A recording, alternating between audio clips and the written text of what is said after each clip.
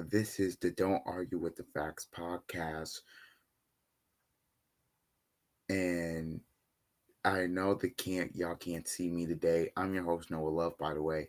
I know you can't see me today. Still moving back from college and everything, but I had to talk about the NBA playoffs because it was too crazy not to talk about. Hopefully when y'all see this, there will be a picture over the face. The next few videos will probably be this style until I can get this setup fixed. I was going to upload a video previewing Rockets Warriors game 7 and Cavs Pacers game 1, but I decided not to because that video, to put it frankly, was ass. And I can't give y'all content like that. That's just not good for the channel. But we're gonna, keep it pushing here. Let's just start with the Pacers and Cavs. Because I'm going to start. By the way, Golden State beat Houston 103-89. Good win, Buddy Hield game 7. Oh my goodness. But I'm really gonna start with Pacers Cavs, and I'm going to quickly recap game 1 before we get into the madness that was tonight. Game 1, the Pacers won 121 to 112. It was a total team effort. I thought Halliburton did a great job of controlling the pace. The pace of the game was where the Pacers wanted it. I thought they did a great job coming out. I thought Nimhard was huge. Obviously, hit three from the hash. I mean, look, Cleveland made the run about mid third quarter and they had a 4 point lead, but the Pacers, they just weren't phased. I thought Neesmith played well. Look, I thought Cleveland's bench overall was better, but Cleveland's issue was they had two guys take 50 shots. Mitchell took 30 shots and Jerome took 20 shots. Mitchell had 33, but he wasn't efficient. It wasn't an efficient 33. Strus didn't get it going uh that much. Look, Okoro just, bro, he's in this series, he's not going to be able to play because of his inability to shoot the three. The one guy that was killing was Evan Mobley. He had 20 and 10. Look, the Pacers, the style they play, I told you the Pacers had a legit shot. Well, I didn't tell you. I, I said the Pacers had a legit shot in the series on my Instagram just because the Pacers, their style of play, and they play agenda free basketball. They don't care who gets the shot. And now that the Pacers are actually somewhat decent on defense, I mean, I'm watching Tyrese Halliburton in game 1 get three crucial stops where he's sliding his feet and he's forcing misses. Mitchell looked gassed, by the way. Game 1, incredible performance by the Pacers. We know what they did. Now, game 2, which was tonight. And we will get to the other series in a minute, but I have to. And this is really why, if this game did not happen, I probably would have waited maybe another day to come and talk about this. But I just had to. Look, tonight, there was, for the Cavs, there was no Garland, there was no Hunter, and there was no Mobley, right? The the Pacers find a way to win the game in the most stunned, speechless. I'm watching this game over my grandparents' house, and I'm stunned, speechless at what I was watching. The Cavs came out very great. Their defense was great, 32-14. The Cavs led most of the game. I thought the way Mitchell came out was fantastic. I thought Jared Allen played great basketball. I thought the role players, Max Strus was really good, had 23. Ty Jerome had a rough night, obviously, 2 points, 1 for 14.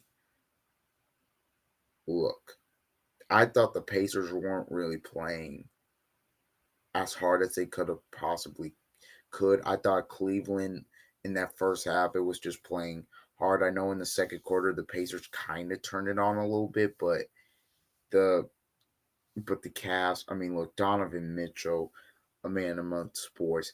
By the way, the officiating, real quick, look, Tony Brothers, they need the fouls that were being called and not called on both sides. It's just like, come on.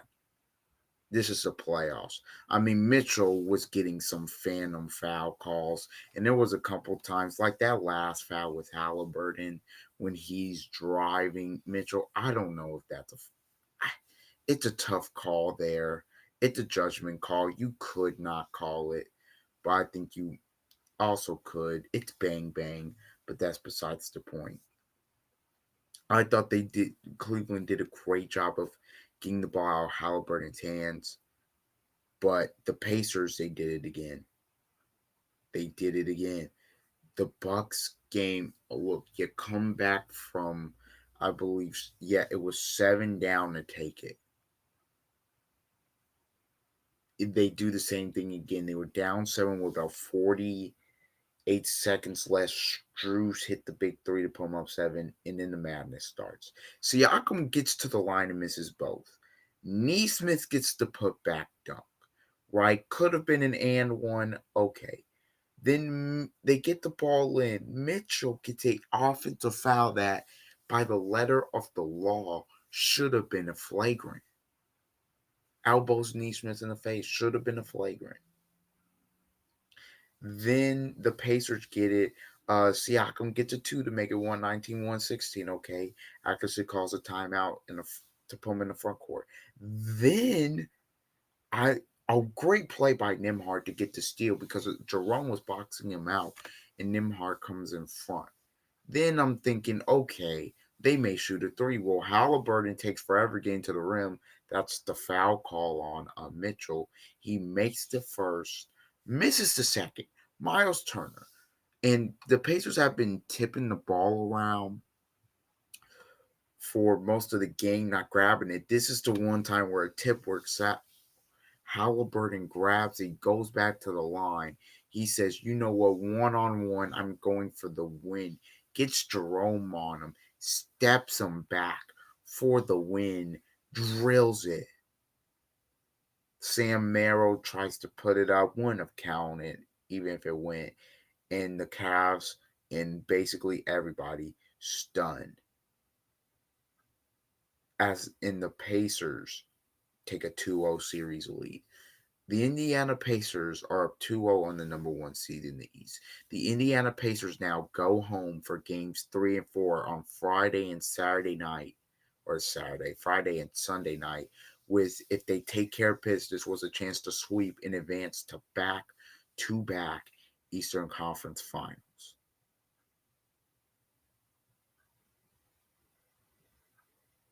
That's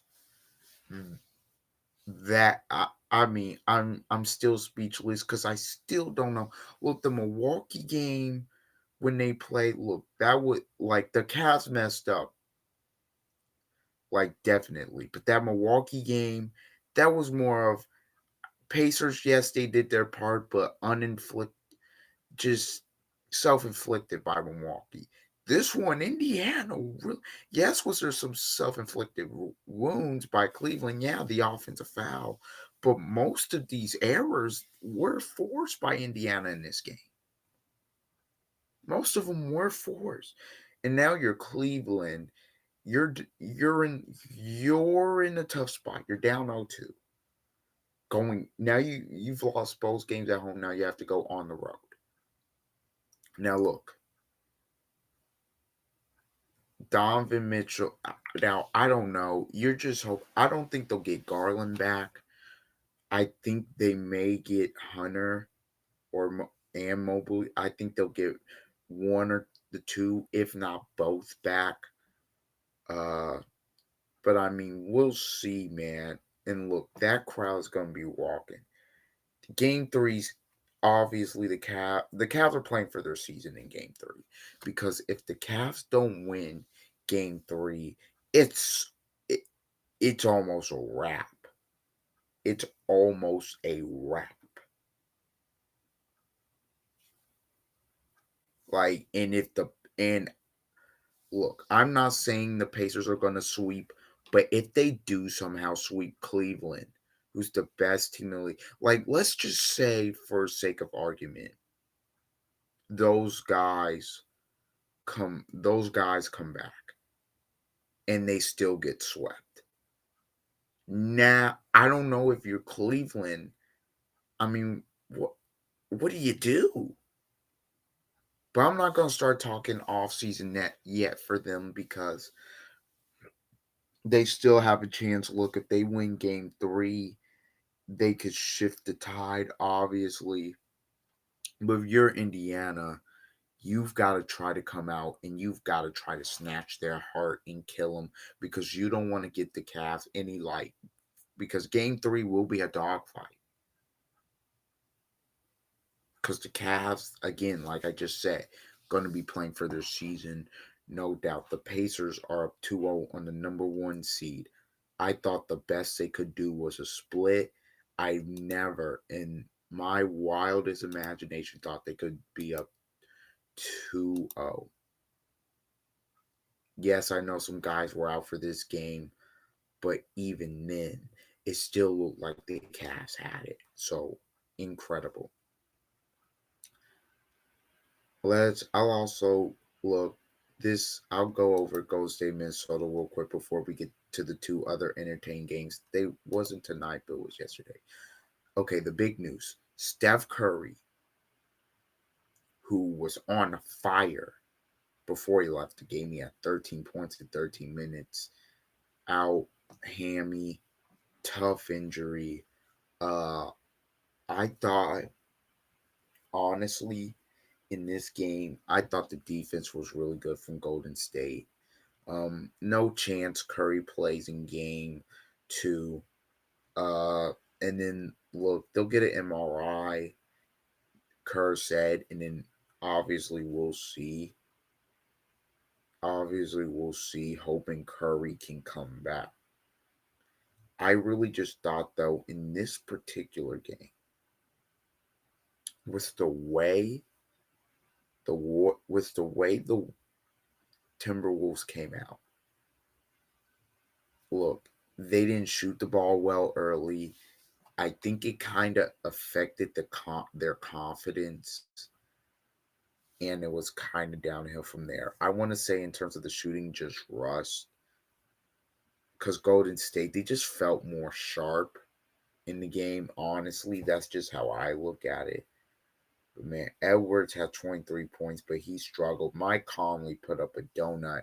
I mean, Nas Reed had 19. But then I'm looking at all the other stats. Nikhil Alexander Walker 0. Dante DiVincenzo 7 has not shot it well past couple games.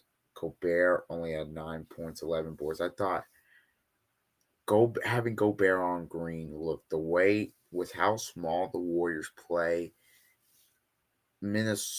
if he's not punishing, if Gobert's not punishing the Warriors, can't play in the series. It's just when you face the team that goes 5 down, because Draymond, he's either going to be a point forward or he's going to get open threes all day long. That's what he's going to do.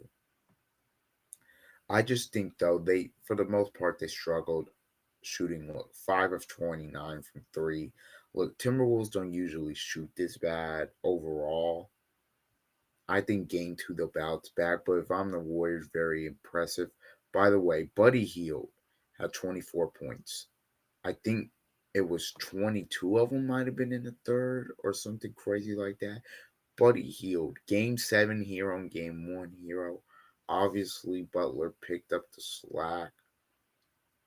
as well. He had 20. Green had 18, 8, and 6.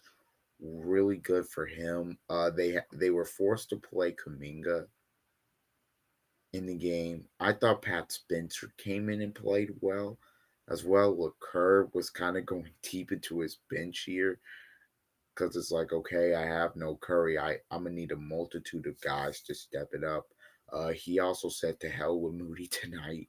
Only played him 9 minutes, but when he can't hit a shot, that's kind of what it is. Look, it wasn't a high scoring basketball game. Both teams were under 100, but I thought this was impressive. From what the Warriors did in game 7 to they have to come home or they have to go back on the road, excuse me, only a day of rest and beat a well rested Timberwolves team that was at home, had to have been feeling good. Impressive. Game 2 will be on Thursday. Uh, let's go back here. Okay. The Knicks Celtics. The Knicks steal game 108 to 105. The Celtics blew a 20-point lead in this game. This was the game where I went, what the heck is going on?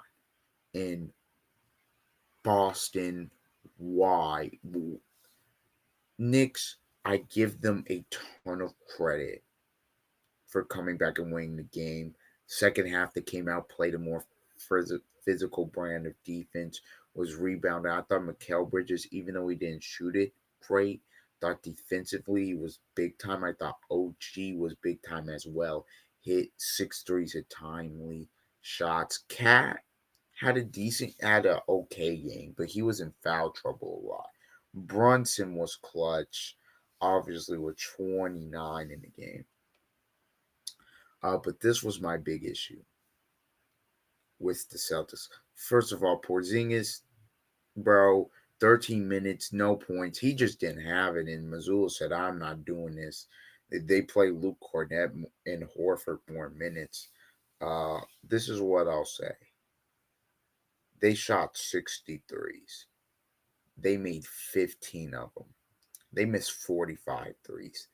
In the fourth quarter, 20 of their 19 of their 20 shots, excuse me, were threes.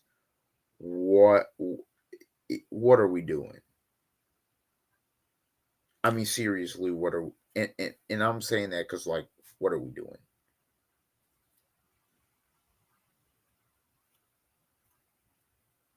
Because like, if you're the Celtics, at some point you have to say, I'm going to go inside of the paint. Where our threes aren't falling. This game's kind of getting away from us. I'm gonna go inside the paint. The Knicks hit 2 more threes on 23 less attempts. So they were, if you shoot 46% from the 3 point line, you're doing well. Look, the Celtics had this game, and then the Knicks, and then the Knicks said, this was a gritty Knicks win as I've ever seen. they they say, look, we're gonna play physical. Hey, if you're switching out on these guards, you're gonna have to come out and you're gonna have to slide your feet. And they did just that. Deuce McBride was huge off the bench. Hart, his impact on games just as the hustle and energy guy cannot be stated enough. I mean, he had some huge offensive rebounds in the game. He had 5 of them. And they did most of this. I mean, Cat had 5 fouls, so he was in foul trouble pretty much the entire game, and they did this. I mean, this was, people could say, oh, Boston, they just they missed a lot of threes. That, yeah, sure, but that for the Knicks, who again hadn't been all year, that's as impressive of a win and as gutsy of a win as you'll see all all season. That the Knicks winning that game was truly impressive. And also I thought about this with the Celtics. The Celtics, they're so reliant on that three ball. It's a detriment because when they're going in, it is sometimes beautiful to watch when they're hot, but when they're missing, it's ugly, and they're gonna have to realize, look, our if our threes aren't falling, we have to get to the paint. They Tatum especially. I mean, Tate 4 of 15 for three. My God, get to the paint. 23 and 16 and 6. You're gonna look at the stat line. If you took away the shooting numbers, you're gonna be like, oh, that's a decent game. Nah. White, 5 of 16 from three. 19 and 11, okay, 5 16 for three. My God, Jalen Brown, 1 of 10 for. I mean, these shooting numbers are atrocious. I mean, the only ones that look semi decent are Peyton Pritchard, but that's because he didn't take a lot of shots. He was 3 of 6 and 2 of 5 for three. And then Drew Holiday was 7 14, but 2 of 7 from three. It's just like, jeez. But I really think, look, Thibodeau made the right adjustment.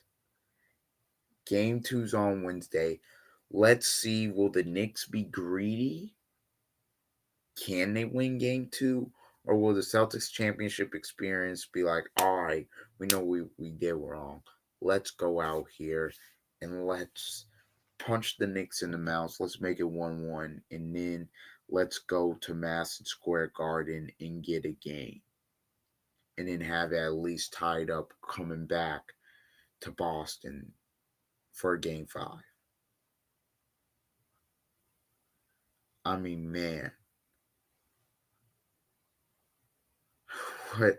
I mean, look, just quickly, before I get into this Thunder Nuggets game, if you don't like these games that you've seen in the second round, or you don't like NBA playoff basketball or basketball, period, this has been amazing, man. Truly. All right. Now we go to the robbery. Robbery. The Nuggets steal game one from the Thunder. The the series between two MVP candidates. First of all, Shea, I mean 33, 10, and 8 was fantastic in the game. I thought. I really thought he was. But Jokic, 42, 22, and 6. Like, that's an absurd stat line. 42, 22, and 6. Like, that's absurd. I thought Jokic, he was a little indecisive at times, but he his ability once he was decisive to say, look, y'all are too little. I'm going to get whatever I want, and there ain't nothing you can do about it. I mean, Jokic was incredible. By the way, OKC, look, I know they like to switch, and I know the whole league's doing it. But if you're putting Caruso on Jokic, you should be in jail. Because what are you doing, Mark Dagnall? You're gonna have your don't switch everything. If you're forced to switch, come double Jokic. I know a lot of people will say don't double, but he's just gonna get whatever he wants. So I mean, but limiting him to 6 assists, I thought that was good. Uh Look, Murray at 21. He had a decent game. Gordon 22 and 14 hit the game winner. Incredible. Late in the game, he rolled Adelman, young coach, rolled with Westbrook instead of Porter. Great move. I was afraid he'd put Porter back in because Porter had been putrid. Porter's so inconsistent. Westbrook, 18 points at the game-winning assist coming back uh, to OKC. And look, OKC, look, they're a great team, but this is their first bit of adversity in terms of a young team. Because I know last year nobody expected them, but as a contender this year, this is their first like big thing of okay, this is adversity. How do we overcome it? It will be interesting to see how they come out in game 2. It'll be interesting to see how they come out. Do they come out, punch them in the mouth, and just blow them out, or do they let it be close? And does Denver be like, oh my goodness, we can get this game? Let's be greedy. That would be interesting. By the way, Caruso, I know I talked about, he was great in the game. He had 20. He was great off the bench. The Thunder played really well, I thought, in until obviously they gave up the end of the game. I look the way they coached those last 20 seconds, I didn't like it. People are saying, well, don't foul up three. They allowed you to get Joker back in the game. I wasn't even mad at that. It's just, why did you start fouling up three so early? That is my big, because they always foul up three. Also, you don't bank on Holmgren missing both. I mean, look, Joker's three at the top of the key to make it a one possession game. Oh, late, that was huge. But man, the Nuggets, that steal, robbery, whatever you want to call it. They, I mean, look, I thought the Pacers stole a game that they didn't deserve to win in game 2. Uh, the Nuggets stole a game in game 1. Or quite frankly, I don't. It wasn't that they didn't deserve to win. It was just OKC, they felt like the better team for 3 of the 4 quarters. But that's a big time win for Denver in a series where a lot of people I've seen not really giving them a shot. They've upset OKC. And they're up 1-0. All of the underdogs. It's the first time that all 4 uh, road teams have won in the semifinals. And by the way, road teams are 5-0 because the Pacers obviously took both games. Um, so yeah, that's basically all I got for this late episode of the Don't Argue with the Facts podcast. This will hopefully be up on May 7th around 10 a.m. I'm gonna go get the thumbnail, edit it, and I'm gonna take my butt to bed because these playoffs have me dead tired. All right, I will have hopefully an instant reaction after Wednesday's games. But until next time, see ya.